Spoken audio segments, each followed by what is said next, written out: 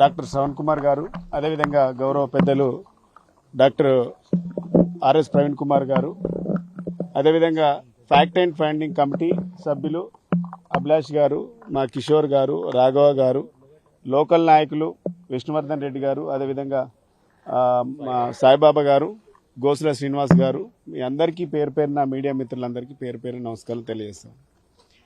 పెద్దలు అన్ని విషయాలు చెప్పిండ్రు.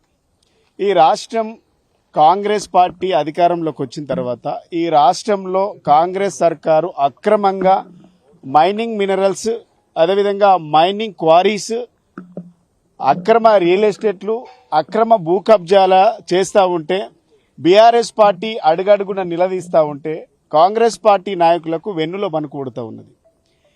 ఇలా ఆనాడు ముఖ్యమంత్రి గారు ప్రభుత్వ భూములను ఎక్కడికక్కడ పంచుకుంటూ పోతే భావితరాలకు కనీసం శ్మశానాలు నిర్మించుకోవడానికి కూడా స్థలం ఉండదని చెప్పినటువంటి ముఖ్యమంత్రి గారికి మేము ఒకటే అడుగుతా ఉన్నాం, ఒకటే ప్రశ్న వేస్తా ఉన్నాం. అక్రమంగా ముఖ్యమంత్రి బంధువులకు, మంత్రుల బంధువులకు, మంత్రుల ముఖ్యమంత్రి అనుయాయులకు, వారి ఫాలోవర్లకు అక్రమంగా మైనింగ్స్, క్వారీస్ అంటగడతా ఉన్నాడు. దాన్ని బీఆర్ఎస్ పార్టీ తీవ్రంగా ఖండిస్తూ ఉన్నాం.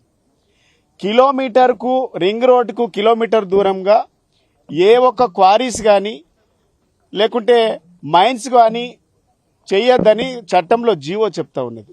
మరి ఏ జీవో ప్రకారం, ఏ చట్టం ప్రకారం రింగ్ రోడ్డుకు ఆనుకొని 500 మీటర్లు కూడా లేదు. ఇది చూస్తే మనకు రింగ్ రోడ్ కనబడతా ఉంది.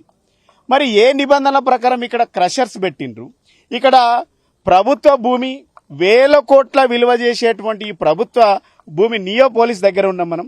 ఈ నియోపోలిస్ దగ్గర దాదాపుగా ఎకరానికి 100 కోట్లకు పైగా ఇక్కడ పలికినటువంటి ధరను మనం చూసినాం గత ప్రభుత్వం హయాంలో. ఇక్కడ 10 ఎకరాల భూమిని లీజు తీసుకుంటున్నట్టు మీరు ఇక్కడ పేపర్లో చూపించింది. కానీ 17 ఎకరాలు అప్పనంగా ఓపెన్ బెడ్డింగ్ లేకుండా కేవలం నామినేషన్ పద్ధతిలో తన మేనల్లుడి అనుయాయులకు, బంధువులకు, దోస్తులకు కట్టబెట్టి అక్రమంగా ఇలా మైనింగ్ అంతా కూడా తవ్వుకొని పోతా ఉన్నారు.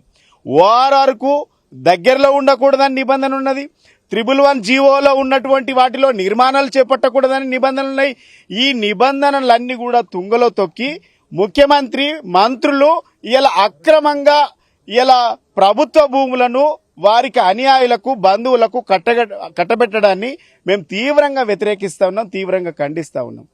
ఇంకో విషయం, ఇలా ఈ రింగ్ రోడ్ చుట్టూ ఉన్నటువంటి ఈ మైన్స్ ఏవైతున్నాయో 10 కిలోమీటర్ల రేడియస్లో ఉన్నటువంటి ఈ 111 జీవోలో ఉన్నటువంటి 84 విలేజెస్లో ఎక్కడెక్కడ మైనింగ్స్లు ఉన్నాయో, ఎక్కడెక్కడ క్వారీస్ పర్మిషన్లు ఇచ్చిండ్రో బేషరతుగా అవన్నీ కూడా బయట పెట్టాలని కూడా ఈ ప్రభుత్వాన్ని మేము డిమాండ్ చేస్తా ఉన్నాం.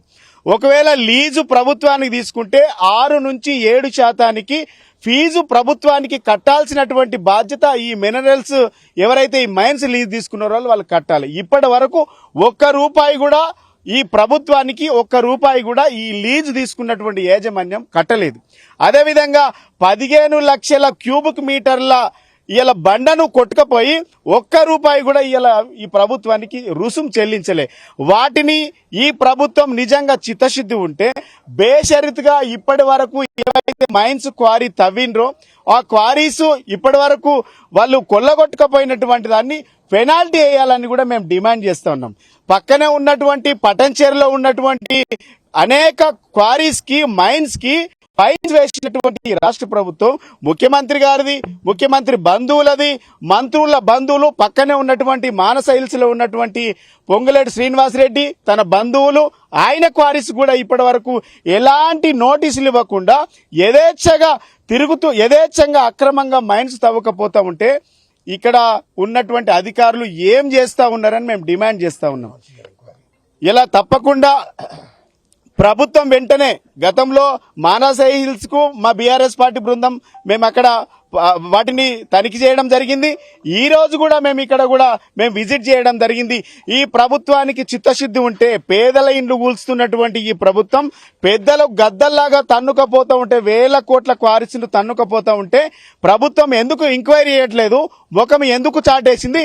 వెంటనే వీటిపైన ఎంక్వైరీ చేసి వీటిపైన ఇవి అసలు బండారం బయట పెట్టాలి. ఎవరెవరు ఇంకా ఎంతమంది మైనింగ్స్ లీజుకు తీసుకున్నారు వాళ్ళందరి చిట్టా బయట పెట్టాలి. లేదంటే బీఆర్ఎస్ పార్టీ త్వరలో బయట పెడుతుంది. ఇప్పటి వరకు దాదాపుగా ఏడాదిన్నర నుంచి ఈ మైనింగ్స్ ఎవరైతే క్రషర్స్ అప్పనంగా కొల్లగొడుతూ ఉన్నారో వాళ్ళకు ఫైన్ వేయాలి. అదేవిధంగా వాళ్ళపైన చట్టపరమైన చర్యలు తీసుకోవాలని బీఆర్ఎస్ పార్టీ డిమాండ్ చేస్తా ఉన్నది. Thank you.